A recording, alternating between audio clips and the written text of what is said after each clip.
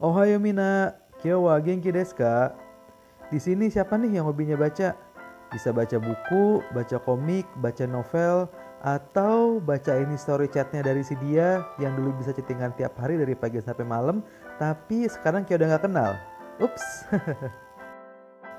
Minasan ada yang nggak sih? Kalau di Jepang itu, kalau kita lihat tulisan Jepang, kadang tulisannya ada yang ke samping, tapi kadang ada juga yang ke bawah. Emang sebenarnya kalau kita nulis Jepang itu gimana sih? Dari kiri ke kanan atau dari atas ke bawah ya? Yuk kita cari tahu setelah yang berikut ini.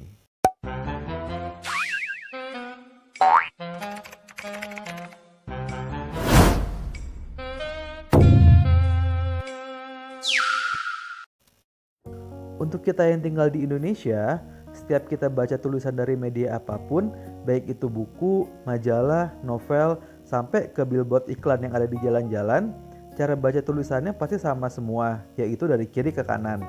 Untuk negara yang pakai alfabet Romawi juga cara penulisannya selalu dari kiri ke kanan.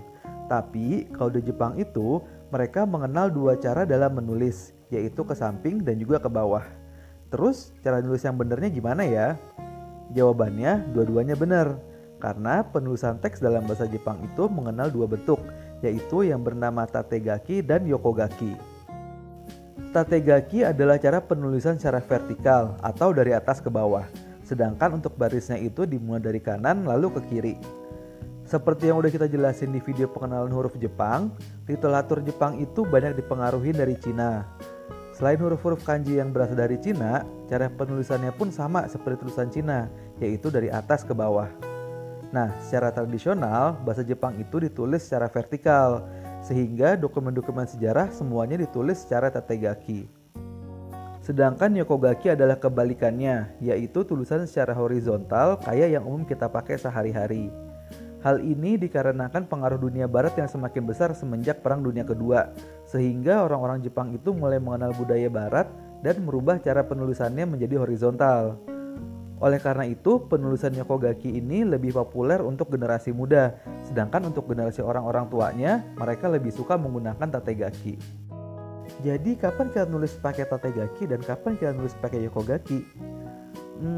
Sebenarnya nggak ada aturan khusus sih untuk penggunaannya. Kita mau nulis pakai tategaki atau yokogaki, semua orang juga nggak masalah.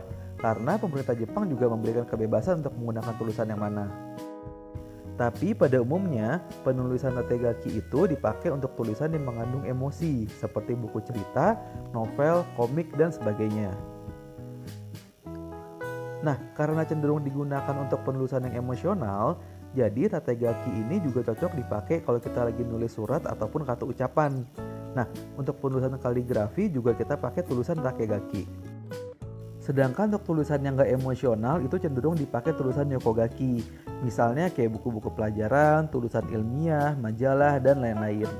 Nah, untuk koran atau majalah masih ada sih yang pakai tategaki dan ada juga yang pakai yokogaki, tergantung dari penerbitnya. Tapi kebanyakan sih sekarang udah pakai yokogaki ya, karena lebih efisien juga dalam jumlah penulisan di kolomnya. Nah, satu hal unik yang ngebedain antara dua jenis tulisan ini adalah pas kita nulis angka. Jadi dalam tulisan tategaki itu, angka ditulis dengan menggunakan kanji, sedangkan di dalam yokogaki, angka ditulis dengan menggunakan angka biasa.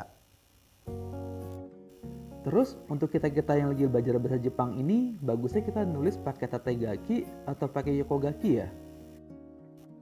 Yang tadi udah dijelasin di awal, nggak ada aturan khusus kok kita mau nulis pakai tategaki ataupun pakai yokogaki. Orang Jepang sendiri pun gak terlalu mempermasalahin kok kalau kita mau nulis pakai tategaki ataupun pakai yokogaki.